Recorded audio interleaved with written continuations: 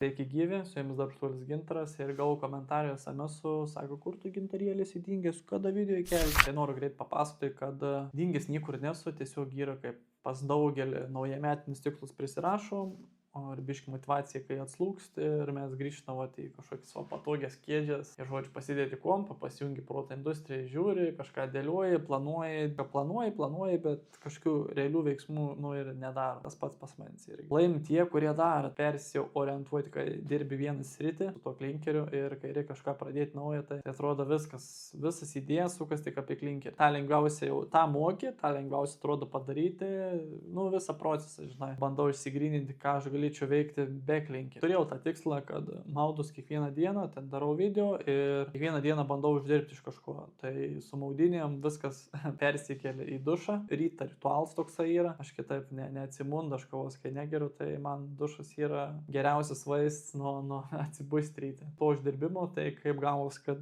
turėjau daug daiktų prikaupęs, visokių nesąmonių prisipirkęs per kelis metus ir per Vintedą biškį parsidaviau, 603 eurus susigražinau, tai čia galbūt 1/5 dalis tik tais to, ką aš išleidau ant tų nesąmonių. Didžiausias patarimas prieš kažką perkant, labai gerai apsvarstykit 10 kartų, pagalvokit kokias, jeigu labai brangus daiktas, tai geriau iš vis ten porą dienų kaip minimum, gal net savaitę atidėti tas mintis ir žiūrėti, jeigu ten po savaitės laikams tikrai ten to daiktą reikia, bandykit tada pirkit. Bet ir tai žiūrėkit antriniai rinkoje, nes naują daiktą žiauriai neapsimoka pirkti, ta prasme, jeigu tas daiktas 1000 eurų kainuoja, tai jau nupirkus tas daiktas prarand verties ten -20, -30% ir po pusės metų jis gal būti vers tik tais pusė kainos, gal net mažiau, nes aš turėjau laikrodį, jisai buvo kainavęs gal 300 eurų. Žodžiu, tai man buvo apskeminę, išbitęs buvau tą laikrodį ten nusipirkęs, ten, žodžiu, su planu, tai man gavus gal 300 eurų tas laikrodį ir jis visiškai buvo nevers su 300 eurų, labai lielas tas laikrodis, būčiau geriau kokį Garminą nusipirkti. 3 metai praėjęs,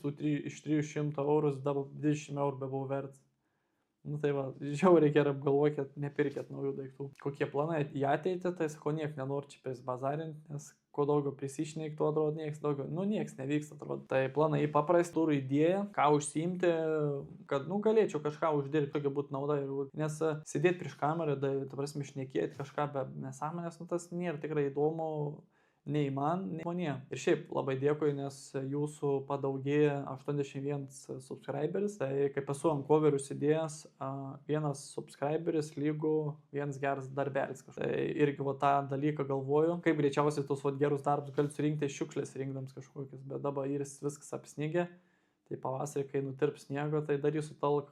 Eisiu rinkti šiukšlės už subscriberis.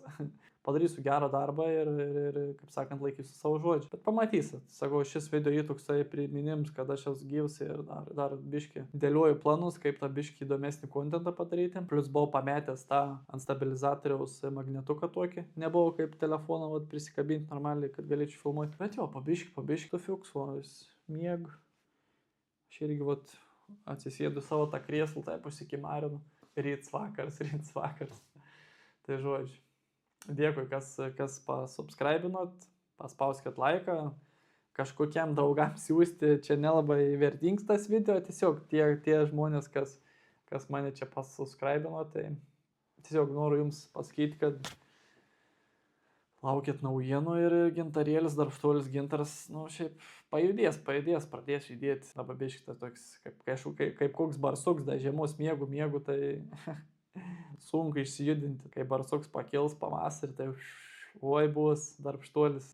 Parodysiu per video, kodėl tas mano pavadinimas yra Darbštuolis. Kai užsikūrų, tai būn veiksmą. Tai žodžiu, nebešniok čia nesąmonių. Šiandien video toks, susimatom už kelių dienų. Laiką, komentarą galit parašyti idėjų, kokius jūs biznius darytumėt su mažom investicijom, kokių jūs planų galbūt esate šiais metais prisirašę. Tai būtų įdomu sužinoti, galit parašyti. Ir susimatom video, sakau, savo duosiu spyrį į šikną, kad bent vieną video į savaitę, o geriausiai būtų bent 2 savaitę video padaryti. Tai geros jums dienelės, čiau, iki.